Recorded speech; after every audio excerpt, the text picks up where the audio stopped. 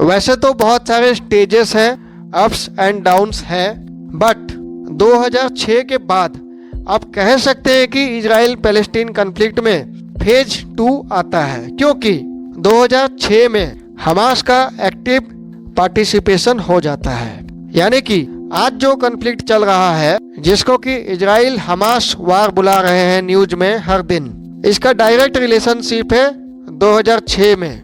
2006 से 2007 तक फतह और हमास लगभग एक दूसरे के साथ में शांति से थे, यानी कि दो पॉलिटिकल पार्टीज। 2006 में Hamas as a political party, मैं फिर से रिपीट कर रहा हूँ, as a political party, not as a military organisation, election में खड़े होके फतह पार्टी को डिफीट कर गाजा में वो पावर में आते हैं, यानी कि गवर्नमेंट, और इनको मिला था 44% of the votes in the Palestinian parliamentary election.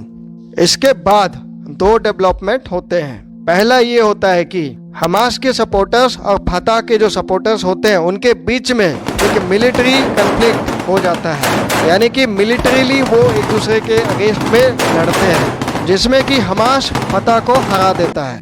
ये हुआ आपका फर्स्ट डेवलपमेंट। दूसरा ये होता है कि इजराइल हमास के ऊपर इकोनॉमिक सैंक्शंस लगा देता है और ये कहता है कि जब तक हमास सारे पुराने एग्रीमेंट्स के साथ में एग्री नहीं करता है, वो इकोनॉमिक सैंक्शंस को हटाएंगे नहीं।